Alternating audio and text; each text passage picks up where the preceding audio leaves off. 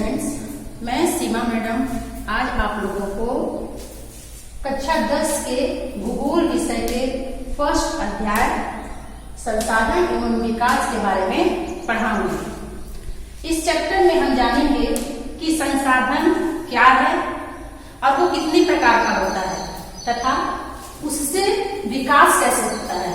तो आइए चलते हैं, समझते हैं। संसाधन हमारे पर्यावरण में पाई जाने वाली वह प्रत्येक वस्तु जो हमारे आवश्यकताओं की पूर्ति करती है वो संसाधन कहलाती है। लेकिन संसाधन कहलाने के लिए कुछ शर्तें हैं, जैसे संसाधन के लिए प्रौद्योगिकी होना मस्ट है। बिना तकनीक के, बिना टेक्नोलॉजी के हम संसाधन नहीं बना सकते। जैसे मान लीजिए कि ये हमारी जमीन है, जमीन के नीचे तेल पड़ा हुआ है, लेकिन जब तक हम उस तेल को टेक्नोलॉजी द्वारा बाहर नहीं निकालेंगे तब तक वो तेल हमारे लिए संसाधन नहीं कहलाएगा। दूसरी चीज है कि आर्थिक रूप से संभाव्यता होनी चाहिए। आर्थिक रूप से संभाव्यता कहने का अर्थ ये है कि हम जब कोई संसाधन बनाते हैं तो उसका जो लागत मूल्य होता है वो संसाधन बनने के बाद वो प्रॉफिट दे। प्रॉफिट कहने का मतलब कि अगर किसी वस्तु को, किसी संसाधन को बनाने के लिए हमने 100 रुपया लगाया है तो बाद में जो वस्तु तैयार होती है या जो संसाधन तैयार होता है उसका मूल्य 100 रुपया या उससे अधिक होना चाहिए।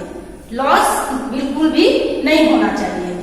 मान लीजिए कि अगर हम किसी संसाधन में 1000 रुपया लगा दिए बनाने में और उसका जो हमारा जो बाद में बन करके संसाधन तैयार हुआ वो 100 रुपये का हुआ, तो क्या वो संसाधन हमारे लिए अच्छा है? नहीं अच्छा है। तीसरी बात है कि जो संसाधन हो वो सांस्कृतिक रूप से मान्य होना चाहिए। सांस्कृतिक रूप से मान्य कहने का मतलब कि वो समाज द्वारा स्वीकार्य होना चाहिए। समाज उसको एक्सेप्ट करे कि हाँ ये जो चीज है ये हमारे लिए अच्छी है, हम इसको संसाधन के रूप में एक्सेप्ट कर देते हैं। ठीक है, तो हमारे पर्यावरण में पाए जाने वाली प्रत्येक वस्तु जो हमारी आवश्यकताओं की पूर्ति करती हो संसाधन कहलाती है, लेकिन जिसके लिए प्रौद्योगिकी उपलब्ध हो, आर्थिक रूप से संभाव्य हो और सांस्कृतिक रूप से मान्य हो। जैसे इसका उदाहरण है पशु पक्षी, वनस्पतियां, खनिज पदार्थ, पहाड़, झरने, भूमि और मानव खुद। अब आप कहेंगे कि मानव कैसे संसाधन है, तो मानव इस तरह से संसाधन है कि जितने भी प्रकार के संसाधन हमारे वातावरण में या पर्यावरण में पाए जाते हैं उन सबका उपयोग करने वाला मानव ही है। अगर मानव उन सारे संसाधनों का उपयोग ना करे तो वो सारी चीजें बेकार है। इसलिए मानव भी संसाधन का ही एक हिस्सा है। अब हम देखते हैं कि संसाधन कितने प्रकार के होते हैं। संसाधन मूलतः 3 प्रकार के होते हैं: प्राकृतिक संसाधन, मानव निर्मित संसाधन और खुद मानव। प्राकृतिक संसाधन यानी ऐसे संसाधन जिनकी उत्पत्ति या जो हमें पर्यावरण से मिलती है, नेचर से मिलती है, जिसको बनाने में मनुष्य का हाथ नहीं होता है। अब उसमें कौन कौन से संसाधन आएंगे? जैसे आपके झरने हो गए, पहाड़ है, नदी, वनस्पतियां, जीव जंतु, ये सब प्राकृतिक संसाधन के अंतर्गत आएंगे। दूसरा है मानव निर्मित संसाधन। इसमें वैसे संसाधन आते हैं जिनको मानव ने बनाया है। जैसे आपका ये ब्लैक बोर्ड है, डेस्क बेंच है, कार है, साइकिल है, आपके घर का गैस स्टोव है, जिसको मानव ने बनाया है अपनी सुविधा के लिए, वो मानव संसाधन कहलाता है। ठीक है, और मानव को अभी मैंने बताया कि मानव खुद भी एक संसाधन है, क्योंकि वो जितनी भी वस्तुएं पाई जाती हैं उनका इस्तेमाल करता है। ठीक है, अब हम आते हैं, अब इन सब जो संसाधनों को आप देख रहे हैं या अभी जो पढ़े हैं, इन सब संसाधनों को हम वर्गीकृत करेंगे, यानी कुछ फैक्टर्स के आधार पे इसको हम कुछ भागों में बांट दिए हैं। आइए देखते हैं कैसे बांटे हैं हम। पहला हम देखते हैं उत्पत्ति के आधार पर। उत्पत्ति के आधार पर कितने प्रकार के संसाधन होते हैं? जैव और अजैव। उत्पत्ति कहने का मतलब है कि संसाधन कहाँ से उत्पन्न हुए हैं, कहाँ से बने हैं। तो जैव संसाधन, इसमें ऐसे संसाधन आते हैं जिनकी उत्पत्ति जीवों से हुई है, जीवित प्राणियों से हुई है, जैसे पशु पक्षी, वनस्पतियां, मनुष्य इत्यादि। पशु पक्षी में हम एग्जाम्पल लेते हैं भेड़ का। भेड़ से हमें ऊन प्राप्त होता है। गाय का लेते हैं, गाय से हमें दूध प्राप्त होता है। वनस्पति में हम एग्जाम्पल लेते हैं, किसी भी वनस्पति का आप एग्जाम्पल ले सकते हैं। वनस्पति से हमें खाने पीने की चीजें मिलती हैं, लकड़ियां मिलती हैं, घर बनाने के लिए, फर्नीचर के लिए भी लकड़ियां मिलती हैं। तो ये हो गया वनस्पति का संसाधन। फिर है मनुष्य। इसको अभी हमने बताया कि मनुष्य भी एक जैव संसाधन है। दूसरा है अजैव संसाधन। अजैव संसाधन में वैसे चीजें आती हैं जो निर्जीव वस्तुओं से बनी हुई हैं। अब निर्जीव वस्तुओं से कौन से संसाधन बने हैं? जैसे हमारी कार है, चट्टाने हैं, धातुएं हैं, खनिज पदार्थ हैं इत्यादि। ठीक है। अब इसका दूसरे प्रकार के आते हैं समाप्यता के आधार पर संसाधन। समाप्यता के आधार पर यानी ऐसे संसाधन जो कभी खत्म होंगे या नहीं भी खत्म हो सकते हैं। ठीक है। समाप्यता के आधार पर भी दो प्रकार का संसाधन होता है। पहला है नवीकरणीय संसाधन, यानी ऐसे संसाधन जो कभी खत्म नहीं होंगे या जिसको भौतिक या रासायनिक प्रक्रिया द्वारा पुनः बनाया जा सकेगा। जैसे सौर ऊर्जा, हम जानते हैं हमारी जब तक धरती रहेगी तब तक हमें सौर ऊर्जा मिलती रहेगी, यानी सूर्य की ऊर्जा मिलती रहेगी। पवन ऊर्जा है, हवा भी हमें मिलती ही रहेगी। ज्वारीय ऊर्जा, जो समुद्रों में ज्वार भाटे आते हैं, वो ऊर्जा भी हमें मिलती ही रहेगी। तो ये ऐसे संसाधन हैं जिसको हम बार बार यूज कर सकते हैं। ठीक है। अभी दूसरा है अनवीकरणीय संसाधन। ऐसे संसाधन जिसको हम एक बार अगर खर्च कर देते हैं तो दोबारा नहीं बना सकते। ठीक है। ये संसाधन एक बार खत्म होने के बाद दोबारा इसलिए नहीं बन सकते क्योंकि इनको बनाने में लाखों वर्ष लग जाते हैं। इनका निर्माण एक दिन में नहीं होता है।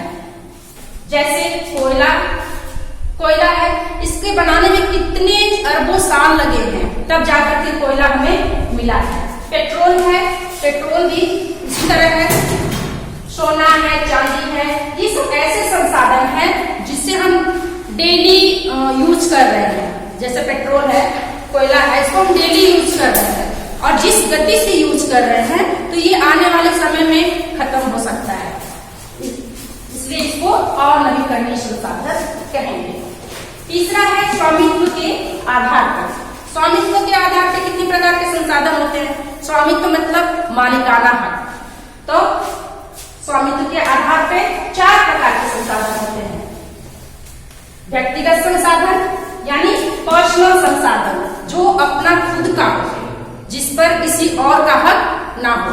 जैसे अपना घर, कुआं, अपनी कार, अपना बाग इत्यादि, इस पर किसी और का हक नहीं होता है, इसलिए इसको हम व्यक्तिगत संसाधन कहेंगे। दूसरा है इसमें सामुदायिक संसाधन। नाम से ही पता चल रहा है कि इस पर बहुत सारे लोगों का हक होता है। ये किसी एक पर्सनल व्यक्ति का नहीं हो सकता। जैसे पार्क है, आपने शहरों में पार्क देखा होगा। पार्क में बहुत सारे लोग आते हैं। पार्क एक समुदाय द्वारा भी बनवाया जा सकता है और सरकार के द्वारा भी। तो पार्क में बहुत सारे लोग आते हैं, इसलिए ये सामुदायिक संसाधन हुआ। दूसरा है शमशान भूमि, जहाँ पर मुर्दों को जलाते हैं, वहाँ वो स्थान भी किसी एक पर्टिकुलर पर्सन का नहीं होता है। तीसरा है तालाब। तालाब भी जो समुदाय के लोग मिलकर के बनाते हैं तो सब लोग यूज करते हैं, वो उस पर किसी एक व्यक्ति विशेष का हक नहीं होता है। तीसरा है राष्ट्रीय संसाधन। ये वैसे संसाधन है जो हमारे देश में, पूरे देश में पाए जाते हैं और इस पर हमारे भारत सरकार का हक होता है। ठीक है। अब आप कहेंगे कि कौन से ऐसे संसाधन है, तो इसमें सब प्रकार के संसाधन, यहाँ से लेकर के कश्मीर से लेकर के कन्याकुमारी तक और इधर आपके पूर्वी भाग से लेकर पश्चिमी भाग तक जितने भी प्रकार के संसाधन पाए जाते हैं वो हमारे राष्ट्रीय संसाधन में इंक्लूड होते हैं। अब आप कहेंगे कि कौन कौन से संसाधन, तो देख लेते हैं। भारत देश के अंदर पाई जाने वाली सारी संपत्ति जैसे रेल, सड़क, सारे खनिज, सारे जल संसाधन और समुद्री तट रेखा से 12 नॉटिकल मील या 22 किलोमीटर की दूरी के एरिया में जितने भी प्रकार के संसाधन पाए जाते हैं वो राष्ट्रीय संसाधन कहलाते हैं। एक चीज और कि राष्ट्रीय संसाधन में हमारा व्यक्तिगत संसाधन भी आ जाएगा। कैसे? वो इस तरह से कि सरकार, मान लीजिए कि आपकी जमीन यहाँ पर है, आप कहेंगे ये मेरा व्यक्तिगत संसाधन है, ये हम किसी को नहीं देंगे, और सही बात भी है। लेकिन मान लीजिए एक दिन आपकी जमीन के नीचे से सोना निकलता है, आप तो खुश हो जाएंगे कि सोना निकला है, अब मैं मालामाल हो गया। लेकिन जैसे ही सरकार को पता चलेगा कि आपकी जमीन के नीचे सोना निकला है, सरकार उस पर कब्जा कर लेगी। या हम देखते हैं कि रेलवे ट्रैक बिछाने के लिए, सड़क बनाने के लिए या किसी प्रकार की और राष्ट्रीय चीजों का निर्माण करने के लिए सरकार हमसे भूमि अधिग्रहण करती है। हाँ, ये सच है कि उसके बाद बदले मुआवजा देती है, लेकिन सरकार का पूरा हक बनता है कि वो हमारी व्यक्तिगत संपत्ति को भी समय आने पर ले सकती है। ठीक है। और दूसरी बात हमने बताई कि समुद्री तट से 12 नॉटिकल मील या 22 किलोमीटर के एरिया के जितने संसाधन हैं, जैसे उसमें से गैस निकलता है, खनिज पदार्थ निकलता है, मछली मारने का काम होता है और भी बहुत सारा काम होता है, वो सब सारे काम हमारे भारत सरकार के अंतर्गत आता है। ठीक है। नेक्स्ट है अंतरराष्ट्रीय संसाधन। अंतरराष्ट्रीय संसाधन ऐसे संसाधन होते हैं जो समुद्री तट से 200 नॉटिकल मील या समुद्री मील के परे होते हैं। यानी 200 नॉटिकल मील के बाद का जो एरिया है उस पर किसी एक देश का हक नहीं होता है, उस पर हमारे कुछ अंतरराष्ट्रीय संस्थाओं का हक होता है। ये तो हो गई राष्ट्रीय और अंतरराष्ट्रीय संसाधन की बात। अब आप सोचेंगे कि अगर 12 नॉटिकल मील का एरिया जो है वो भारत का है और 200 नॉटिकल मील के बाहर का जो एरिया है वो अंतरराष्ट्रीय संस्थाओं के अंतर्गत आ रहा है, तो बीच का एरिया किसका आता है? ये आपके सब्जेक्ट में, आपके इस बुक में नहीं है, लेकिन मैं इसको डिस्क्राइब कर रही हूं आपको। तो 12 नॉटिकल मील से लेके 24 नॉटिकल मील तक का जो एरिया है वो, उस पर भी भारत सरकार का हक है, लेकिन कुछ क्या हक है?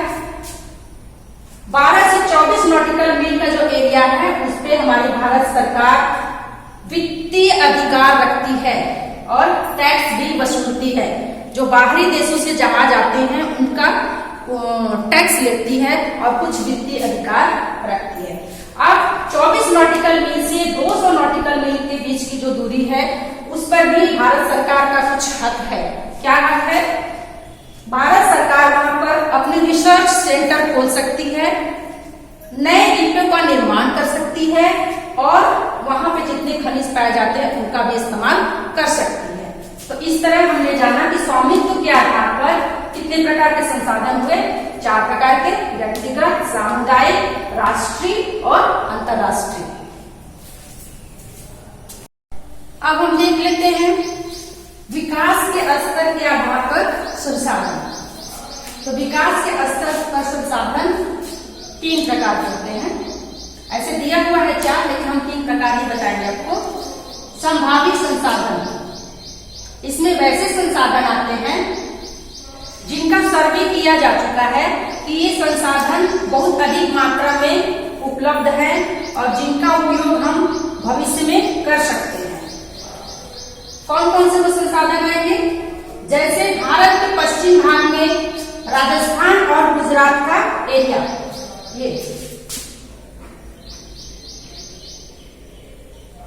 ये जो एरिया है राजस्थान और गुजरात का, इस एरिया में संभावित संसाधन का विकास हुआ है। कर्क रेखा के कारण राजस्थान का एरिया बहुत गर्म होता है और राजस्थान गुजरात दोनों का एरिया बहुत गर्म होता है। यहाँ पर सूर्य की ऊर्जा बहुत ज्यादा मात्रा में मिलती है, साथ ही हवा भी बहुत तेज चलती है, जिसके कारण हम इन हवा और सूर्य की ऊर्जा को अपने भविष्य में संसाधन के तौर पर इस्तेमाल कर सकते हैं। दूसरा हम देखते हैं इसमें विकसित संसाधन। इसमें वैसे संसाधन आते हैं जिनका उपयोग हम डेली कर रहे हैं, और ये उपयोग करें तो अब हम इतना ज्यादा इस्तेमाल कर रहे हैं कि इस संसाधन पर संकट मंडराने लगा है। यानी जिस स्पीड से, जिस गति से हम इस संसाधन को खर्च कर रहे हैं, तो ऐसा लग रहा है कि हम तो इस्तेमाल कर लेंगे लेकिन हमारी आने वाली पीढ़ी इसका इस्तेमाल नहीं कर पाएगी। या हम यूं कहें कि हम इतने स्वार्थी हो गए हैं कि हम तो खुद कार से चलना चाहते हैं पेट्रोल डालकर, लेकिन अपनी आने वाली पीढ़ी को हम साइकिल पकड़ाना चाहते हैं वापस से। तो ये ऐसे संसाधन हैं जिनको हमें सोच समझ कर खर्च करना है। मतलब इतना ही खर्च करिए, दूसरा ऑप्शन रखिए, इतना ही खर्च करिए इस संसाधन को, ताकि हम कल अपने आने वाली पीढ़ी को भी दे सके। इसमें कौन से संसाधन है देख लेते हैं। पेट्रोल है, डीजल है, जल है। आजकल हम देख रहे हैं कि जल संकट बहुत गहराया हुआ है। गर्मी आते ही सब नदियां सूखने लगती हैं, कुएं सूखने लगते हैं, तालाब सूखने लगते हैं, चारों तरफ हाहाकार मच जाता है। तो हमें क्या करना है, अपने जल को सीमित मात्रा में खर्च करना है, जितना जरूरी है उतना ही। अब आप कहेंगे कि जरूरी है तभी तो खर्च कर रहे हैं, तो नहीं। हम अपनी कार धोने के लिए मग से पानी लेकर भी कार को धो सकते हैं, लेकिन जिसके पास नल लगा हुआ है अपने घर में या मोटर लगा हुआ है, तो वो लोग एकदम से खर्च करते पाइप से ही अपनी कार को धोएंगे, या अदर कामों में भी एकदम बेतहाशा पानी को खर्च करेंगे। ये बोलेंगे कि मेरा है। अरे भाई आपका है, लेकिन संसाधन जो जल है वो नीचे पृथ्वी से ही तो आ रहा है, आपका अपने घर से थोड़ी वो पैदा हो रहा है। इसलिए हमें इन संसाधनों को बचा कर रखना है। इसके बाद है भंडार और संचित संसाधन।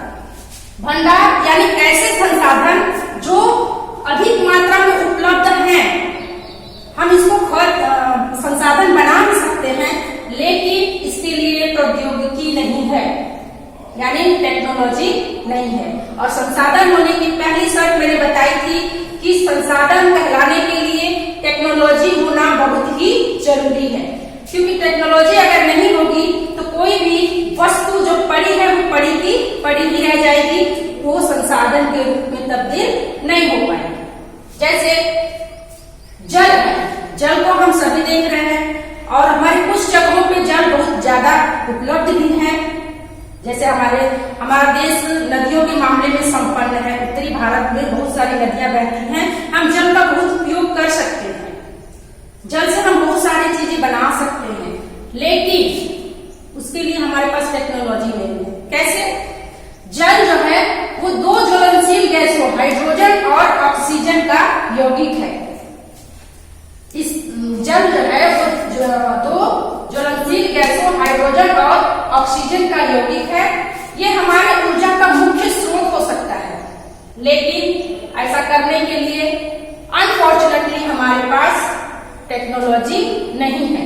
इसलिए ऐसे संसाधन हमारे पास मौजूद हैं जिसका हम भविष्य में इस्तेमाल करेंगे, और संचित संसाधन भी वैसे ही संसाधन हैं। अब हम नेक्स्ट पढ़ेंगे संसाधन का विकास। अब हम देखते हैं संसाधनों का विकास। देखिए, मानव जो है वो निसंदेह एक बुद्धिमान प्राणी है। अगर बुद्धिमान नहीं होता तो इतने सारे संसाधनों का अपने लाभ के लिए उपयोग नहीं कर पाता, लेकिन लाभ के चक्कर में मनुष्य ने अपनी सारी लालच की हदें पार कर दी है। कैसे? संसाधनों का इतनी भूख हो गई है हमारे मानव जाति को कि संसाधन कितना निकाल लें इसकी कोई सीमा नहीं रह गई है। बस पैसा ही पैसा दिख रहा है। इसके चक्कर में हमारी पृथ्वी का संतुलन बिगड़ता जा रहा है। चारों तरफ समस्याएं ही समस्याएं हो गई हैं, जिसका उपाय खोजना, जिसका हल खोजना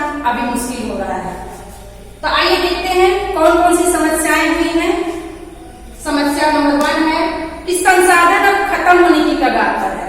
यानी इस संसाधन का अगर हम अच्छे तरीके से इस्तेमाल नहीं किए, सोच समझ कर इस्तेमाल नहीं किए, एक नीति बनाकर इस्तेमाल नहीं किए, तो संसाधन आने वाले कुछ ही समय में खत्म हो जाएंगे। जैसे मैंने अभी एग्जाम्पल दिया कि कुछ संसाधन हमारे आने वाली पीढ़ी के लिए बचेंगे ही नहीं। तो कौन से वो संसाधन हैं? जैसे पेट्रोल, डीजल, कोयला, ये सब अब खत्म होने की कगार पर है, क्योंकि इनके बनने में लाखों वर्ष लग रहे हैं ना, लाखों वर्ष लग रहे हैं। लेकिन हम जिस स्पीड से इनको खत्म कर रहे हैं और बनने की जो प्रोसेस है, जितना समय ले रहा है, वो तालमेल नहीं बैठा पा रहा है। दूसरा है कि समाज हमारा दो वर्गों में बट गया है। हम अक्सर देख रहे हैं कि जो अमीर है, जिसके हाथ में संसाधन है, जिसके पास सुविधा है, वो दिन प्रतिदिन और अमीर होता जा रहा है। कारण कि वो संसाधनों का दुरुपयोग कर रहे हैं, बहुत ज्यादा इस्तेमाल कर रहे हैं, तो अमीर होते जा रहे हैं। वहीं दूसरी तरफ कुछ ऐसे लोग हैं जिनको खाने के लिए भी मुश्किल से नसीब हो रहा है। तो ऐसे हमारा समाज दो वर्गों में बट चुका है और इसका रूप और भी दिन प्रतिदिन भयावह होता जा रहा है। तीसरा है पर्यावरणीय नुकसान। अब आप कहेंगे संसाधनों का विकास हो रहा है, तो पर्यावरण को क्या हो रहा है? तो पर्यावरण को भी नुकसान हो रहा है। क्या हो रहा है? भूमंडलीय ताप बढ़ रहा है, यानी हमारी पृथ्वी का जो ग्लोबल वार्मिंग है वो बढ़ रहा है। पृथ्वी हमारी दिन प्रतिदिन गर्म होती जा रही है। दूसरा है ओजोन परत में छेद होना। ओजोन परत हमारे वायुमंडल में पाई जाने वाली ऐसी परत है जो सूर्य से आने वाली पराबैंगनी किरणों को अपने ऊपर ही रोक लेती है और उन्हें वापस भेज देती है, और धरती पर सिर्फ उतना ही भेजती है जितनी की थोड़ी मात्रा में हमें जरूरत है या नहीं भेजती। तो उस ओजोन लेयर में अभी छेद हो गया है। क्यों हो गया है? क्योंकि हमारे जो पृथ्वी पर कार्बन डाइऑक्साइड की मात्रा बहुत ज्यादा बढ़ जा रही है, जिसके कारण ओजोन लेयर में जो है छेद हो जा रही है। ठीक है, अब ओजोन लेयर अगर छेद वाली रहती है तो क्या होगा? सूर्य की पराबैंगनी हानिकारक किरणें जो है वो डायरेक्ट पृथ्वी पर आएंगी और यहाँ पर अनेक रोगों को जन्म देगी, जैसे त्वचा कैंसर। फिर है उससे भू निम्नीकरण हो रहा है। जैसे जैसे हम संसाधनों का उपयोग करते जा रहे हैं, सब नियम कानून को ताक कर रख के खाली अपना भला देख रहे हैं, तो उससे भू निम्नीकरण भी हो रहा है। आप कहेंगे कैसे? तो इस प्रकार जब हम कोई फैक्ट्री लगाते हैं तो उसका, जब हम फैक्ट्री लगा रहे हैं तो उसकी जो चिमनी बनाते हैं वो बहुत ऊपर बनाना चाहिए, लेकिन हम खर्च के चलते या नियमों को ताक पर रख करके उसकी चिमनी को हम नीचे ही बनाते हैं। नतीजा क्या होता है कि वो धुआं निचले स्तर पर ही फैलता है, जो कि मनुष्य को नुकसान तो पहुंचाता ही है, जिससे सांस लेने की बीमारी फैलती है और बहुत तरह की समस्या हो रही है। साथ ही साथ ये हमारी धरती के ऊपरी परत पे जमता है और बहुत सारे खनिजों को नष्ट करता है, पोषक तत्वों को नष्ट करता है, जिससे भूमि का निम्नीकरण हो रहा है, यानी उर्वरता उसकी खत्म हो रही है। दूसरी बात है कि हम जो फैक्ट्री लगाते हैं उसमें से जो कचरा निकलता है उसे परिष्कृत करके, यानी फिल्टर करके हमें फेंकना चाहिए कचरे को, लेकिन उसमें खर्च होगा तो हम क्या कर रहे हैं? नियमों को ताक पे रख करके कचरे को डायरेक्ट नदियों में प्रवाहित कर दे रहे हैं। अब वो नदी का जल पशु पक्षी पिए तो उनके लिए भी परेशानी है, और उससे अगर खेतों के ऊपर सिंचाई कर दी जाए तो उससे भूमि की उर्वरता खत्म हो जा रही है। नेक्स्ट हो रहा है पर्यावरण प्रदूषण। ये तो किसी को बताने की जरूरत नहीं है, क्योंकि आए दिन हम देख रहे हैं कि पर्यावरण प्रदूषण से अनेक समस्याएं हो रही हैं। लोगों का सांस लेना मुश्किल हो रहा है, मुंह पे मास्क लगा के चलना पड़ रहा है, या बहुत सारे और इंतजाम करने पड़ रहे हैं। आज के समाज में हमारा जो हमारे आसपास का पर्यावरण है वो एकदम दूषित हो चुका है। इसके कारण संसाधनों के दुरुपयोग के कारण। अब हम आगे देखेंगे। तो अभी हमने देखा संसाधनों के विकास, कि संसाधन के विकास संसाधनों का विकास तो अच्छा है, लेकिन उससे कौन कौन सी परेशानी हो रही है। उसके साथ हम एक बात और देख लेते हैं, सतत पोषणीय विकास। सतत पोषणीय विकास क्या है? ये आज के टाइम में सबसे इम्पोर्टेंट है, इसको समझना और जानना, ताकि हम जो भी समस्या आ रही है उसका निवारण कर सके। अब सतत पोषणीय विकास क्या है? सतत पोषणीय विकास है कि विकास इस तरह से हो कि पर्यावरण को नुकसान ना हो। यानी हम विकास तो करें, लेकिन पर्यावरण की सुविधा का भी ध्यान रखें, तथा जो संसाधन आज हमारे पास है वो हमारे आने वाली पीढ़ी को भी मिले। यानी विकास इस तरह से हो कि पर्यावरण का नुकसान पहुंचाए बिना हो, तथा जो संसाधन आज है वो हमारे आने वाली पीढ़ी को मिले। तो कैसे संसाधन का विकास करेंगे?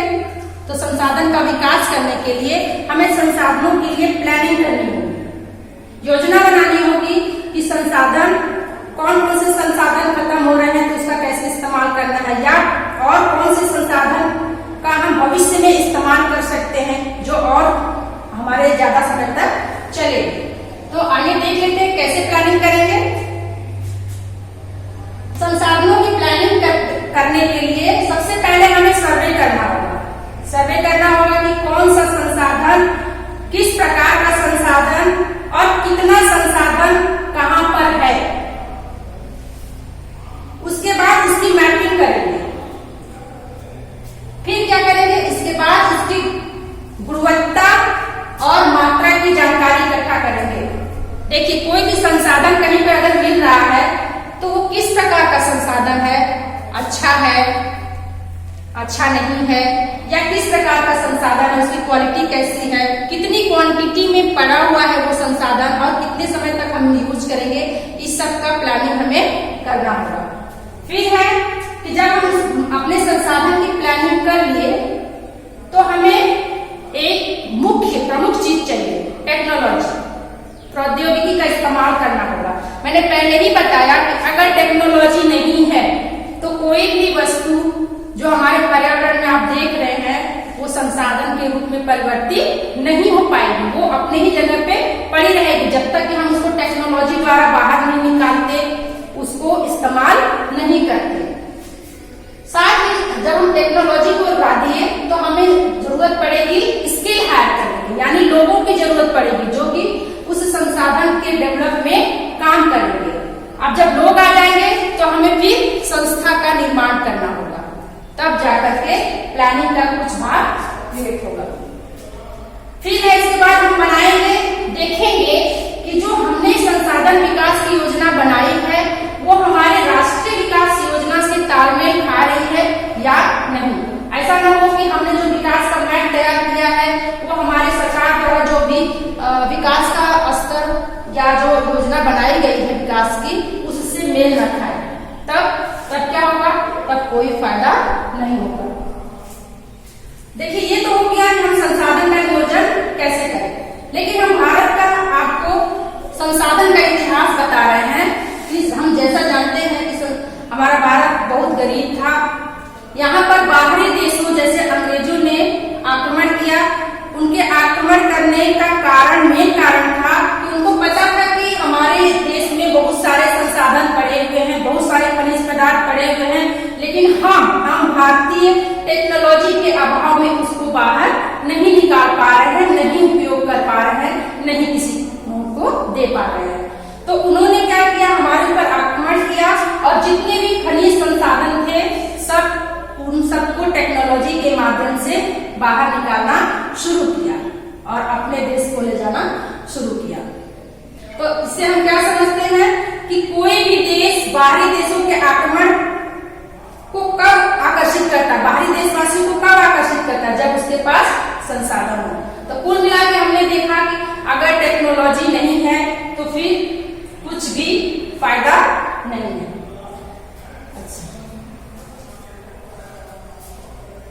अब आगे हम देखेंगे संसाधन का संरक्षण। संसाधन का संरक्षण में हम क्या करेंगे? जैसे कि हमने संसाधन नियोजन के लिए प्लानिंग संसाधन संरक्षण के बचाव के लिए भी सोचेंगे। हम देखेंगे कि कौन सा संसाधन कहाँ पर और कितनी मात्रा में है, हम कितना उसका कम से कम इस्तेमाल करें। दूसरा कुछ संसाधन ऑप्शनल रखें कि उसकी जगह पे कोई दूसरा संसाधन हम इस्तेमाल करें और अपने आने वाली पीढ़ी का भी ध्यान रखें, तभी हमारा और हमारे मानव जाति का कल्याण है। आगे हम देखते हैं।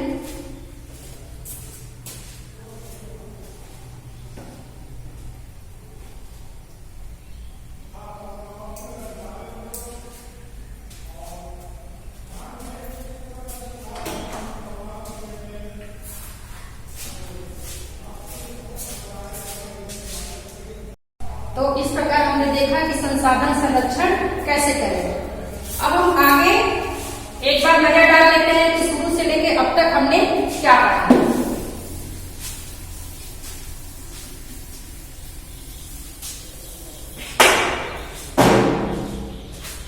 तो हमने पढ़ा संसाधन क्या है,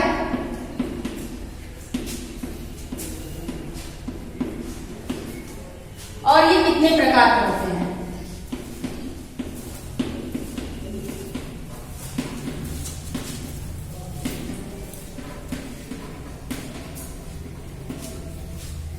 दूसरा हमने जाना कि हम संसाधनों को कितने भागों में वर्गीकृत कर सकते हैं।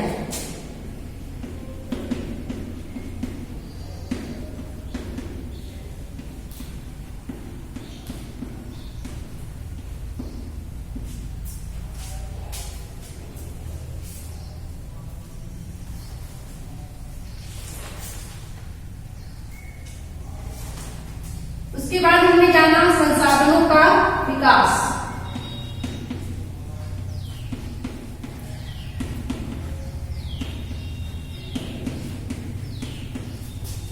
कि संसाधनों का विकास कैसे हो रहा है और उसके ज्यादा इस्तेमाल से क्या क्या हानियां हो रही हैं। उसके बाद हमने पढ़ा संसाधन नियोजन।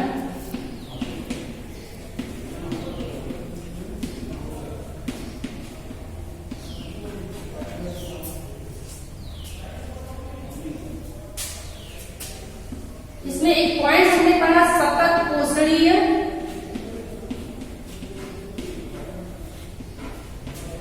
विकास,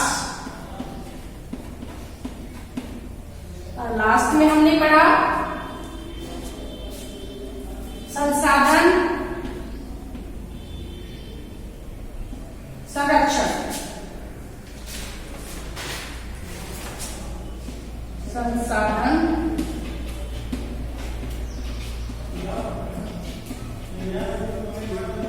संरक्षण। उम्मीद है आपको इतना सब कुछ समझ में आया होगा। आपने अच्छे से पढ़ा कि नहीं पढ़ा, इसको चेक करने के लिए मैं आपसे कुछ क्वेश्चन पूछ रही हूँ, जिसका जवाब आपको देना है।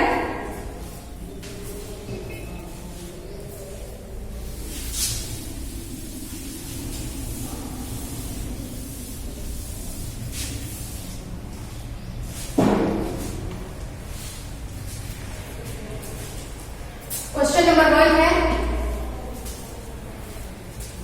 संसाधन क्या है?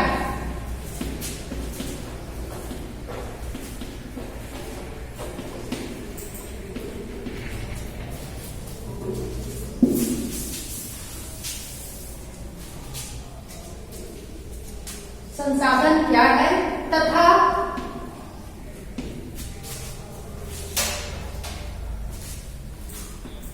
हम इनको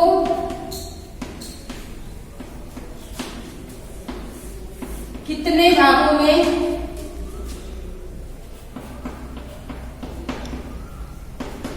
वर्गीकृत कर सकते हैं।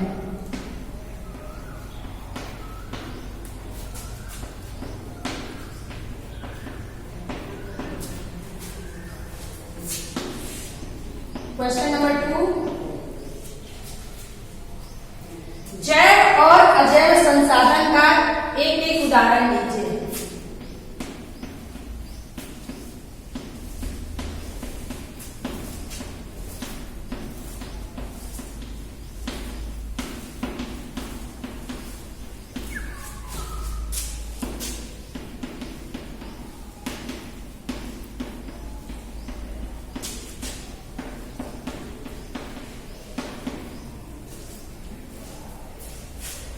तीसरा क्वेश्चन है, लौह अयस्क किस प्रकार का संसाधन है?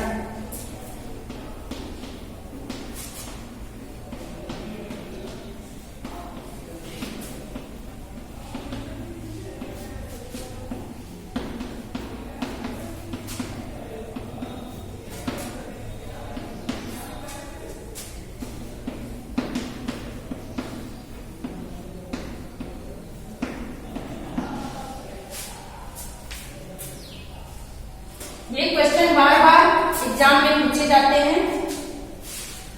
मैं उन्हीं क्वेश्चंस को आपको पूछ रही हूं, आप इसका आंसर बना करके रखेंगे और फिर हम जवाब मैच करेंगे।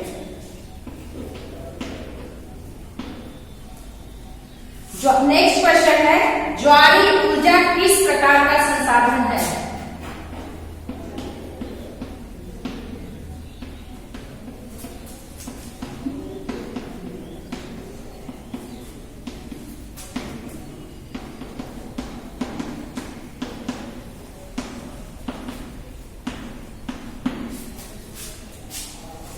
नेक्स्ट क्वेश्चन,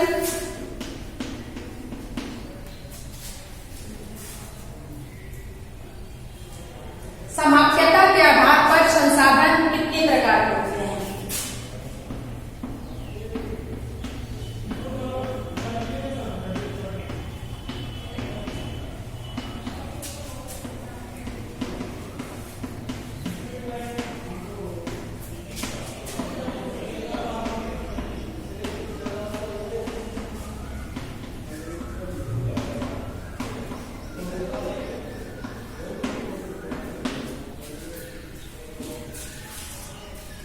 नेक्स्ट क्वेश्चन, पाठ किस प्रकार का संसाधन है?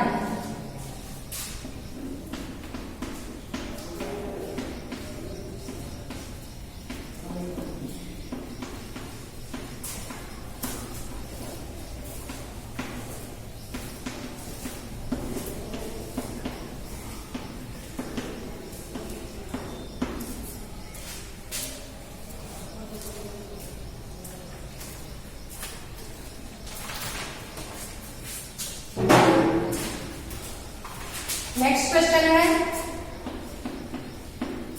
भूमंडलीय तापन क्या है?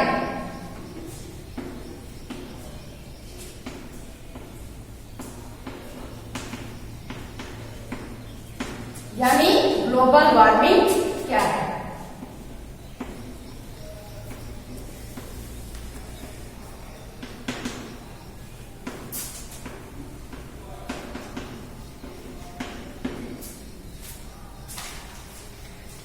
नेक्स्ट क्वेश्चन, ओजोन परत क्या है?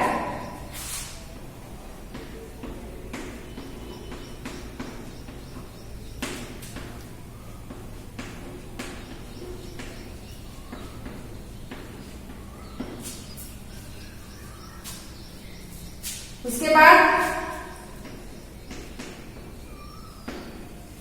सतत पोषणी विकास क्या है? सबसे इंपॉर्टेंट क्वेश्चन जो आपको जानना चाहिए इसका आंसर।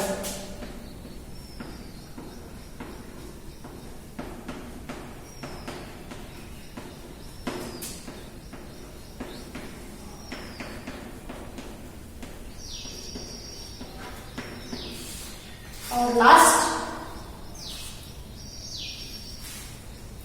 तेल संसाधन अगर खत्म हो जाए तो उसका मानव जीवन पर क्या प्रभाव पड़ेगा? Question number 10।